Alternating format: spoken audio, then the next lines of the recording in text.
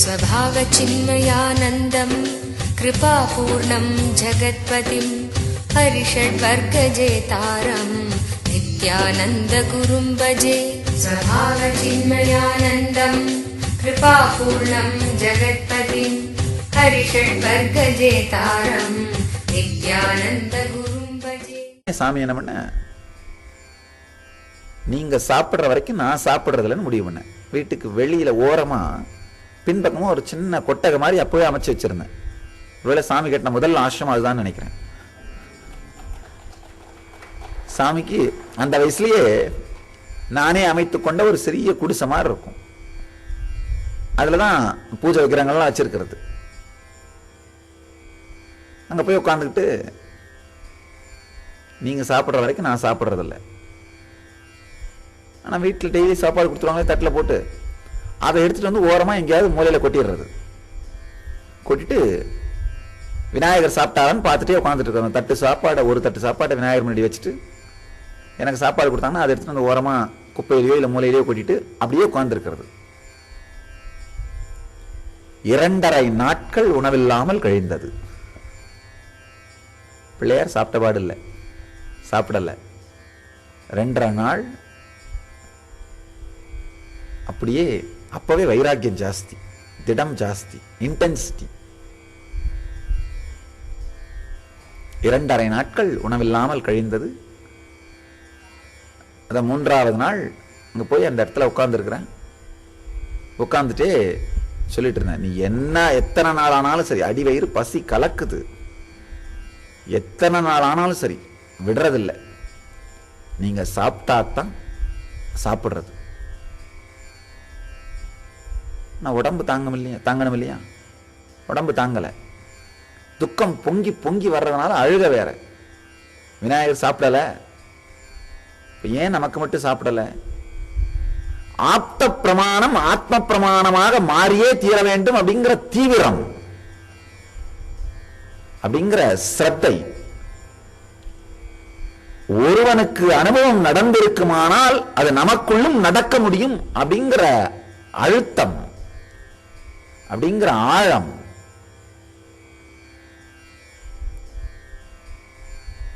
பொங்கி வருகின்ற அந்த துக்கம் அழுது அழுது, ஒன்னு பசி, இன்னொன்னு அழுதனால ஏற்பட்ட மயக்கம். அப்படி கொஞ்ச நேரம் அங்கேயே அந்த இடத்துல சாஞ்சி கிடந்து திடீர்னு உடம்பு முழுக்கவும் ஒரு ஆனந்தமான சுகந்தமான உணர்வு, ஒரு ஃபீலிங்.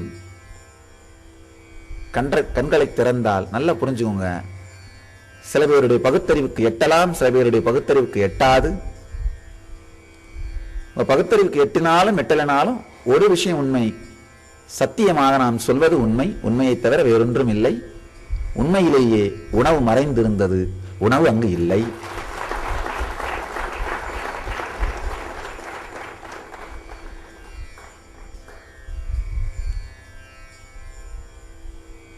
சில பேர் மனசுக்கு விநாயகர் சாப்பிட்டிருப்பாருன்னு தோணலாம், சில பேர் மனசுக்கு இல்லை எலி சாப்பிட்டிருக்குன்னு தோணலாம். விநாயகர் சாப்பிட்டிருந்தாரா எலி சாப்பிட்டிருந்தாரா அப்படிங்கிறத நிரூபிக்கிறதுக்கோ அது ஆராயறதுக்கோ கூட நான் விரும்பல. விநாயகர் சாப்பிட்டாரா இல்ல விநாயகருடைய வாகனமான எலி சாப்பிட்டுச்சான்னு எனக்கு தெரியாது. ஆனா ஒரு விஷயம் உண்மை, அந்த நிகழ்ச்சியினாலே எனக்குள்ளே மிகப்பெரிய ஒரு ஸ்திரத்தன்மையும் ஸ்ரத்தையும் பக்தியும் ஆன்மீக வாழ்க்கையின் மீது ஆழ்ந்த ஈடுபாடும் பிடிப்பும் உண்டானது. அது போதும், அவ்வளவுதான். அவர்தான் சாப்பிட்டாரா இல்லையான்னு கூட நான் கவலைப்படல. அவர் சாப்பிட்டு இருந்தா நமக்கு என்ன பிரசாதம் கொடுப்பாரோ அதை கொடுத்துட்டார், அதனால நான் நிம்மதி ஆயிட்டேன். அவர் சாப்பிட்டு இருந்தா நமக்கு என்ன வரம் கொடுத்திருப்பாரோ அது கொடுக்கப்பட்டு விட்டதனால் அவர்தான் உண்டார் என்பதை தெளிவாக உணர்ந்து நிம்மதி ஆயிட்டேன், திருப்தி ஆயிட்டோம். அவர் சாப்பிட்டிருந்தார்.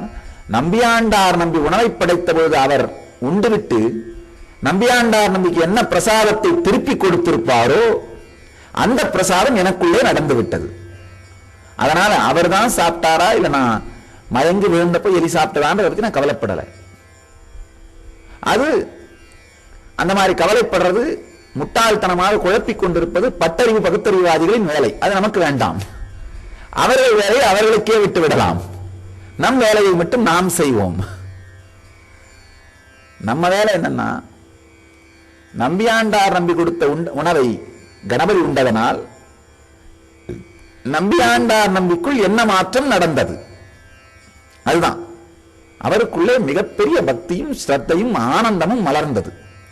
அது எனக்குள்ளே மலர்ந்து விட்டது. முடிஞ்சு போச்சு. அந்த உள்முகமாக திரும்புதல் அப்படிங்கிற சத்தியத்தை தான் ஈஸ்வரன் இந்த சூத்திரத்திலே விளக்குகிறார். அந்த உள்முக திரும்புதல் நடந்ததுன்னா வாழ்க்கையில் நடக்கிற ஒவ்வொரு நிகழ்ச்சியுமே உங்களை மேம்படுத்தக்கூடிய, பூரணமாக்கக்கூடிய, நிறைவுத்தன்மைக்கு எடுத்து செல்லக்கூடிய சத்தியத்தை வெளிக்காட்டும். நல்லா புரிஞ்சுங்க. உங்க வாழ்க்கையில் நடக்கிற ஒவ்வொரு நிகழ்ச்சியும் ஒரு மிகப்பெரிய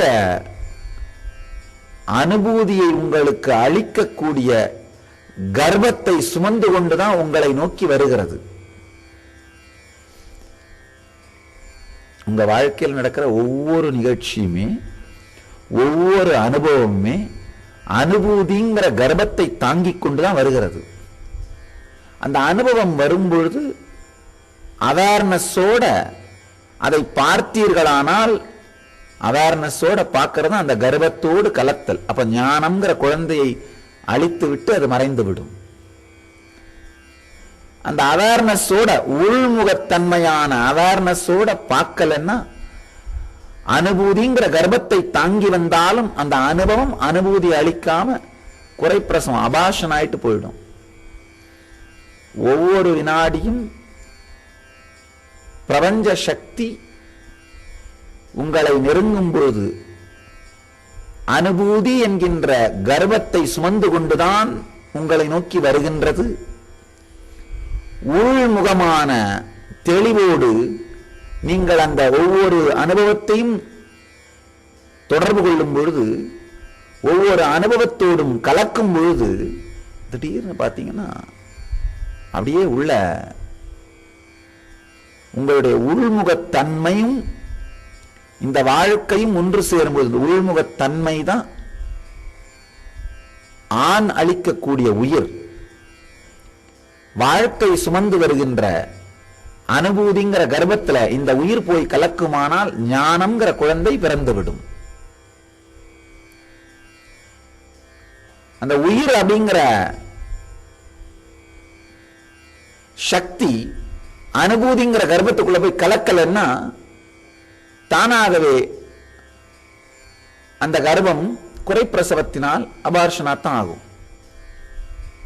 ஒவ்வொரு வினாடியும் உங்களை நோக்கி வர ஒவ்வொரு சுவாச காற்றும் கூட உங்களுக்கு ஞானத்தை அளிக்கக்கூடிய தன்மையோடு பக்குவத்தோடு தான் உங்களை நோக்கி வருகிறது. அப்படிங்கிறதான் ஈஸ்வரன் சொல்றாரு. ஒவ்வொரு பிராணனுக்குரிய இடைவெளியிலும் பரத்தன்மை வெளிப்படுகின்றது, பரம் வெளிப்படுகின்றது, பைரவத்தன்மை வெளிப்படுகின்றது அப்படின்னு ஈஸ்வரன் சொல்றார். உள்ள வர்ற சுவாசத்தை உள்முக உணர்வோடு அந்த இடைவெளியில் பார்த்தீர்களானால் பரத்தன்மை, பைரவத்தன்மை வெளிப்படும். அது இல்லைன்னா அது குறைப்பிரசவமாகி வெளியேறுகிறது. இதுவரை ஒவ்வொரு சுவாசத்தையும் அனுபூதியாக மாற்றாமல் அவதூறு செய்தது போதும். இதற்கு மேல் ஒரு சுவாசத்தையும் அவதூறு செய்யாமல் அனுபூதியாக மாற்றுவோம் அப்படிங்கிற சிரத்தை வருமானால் போதும் உள்நோக்கி திரும்பிடுவீங்க.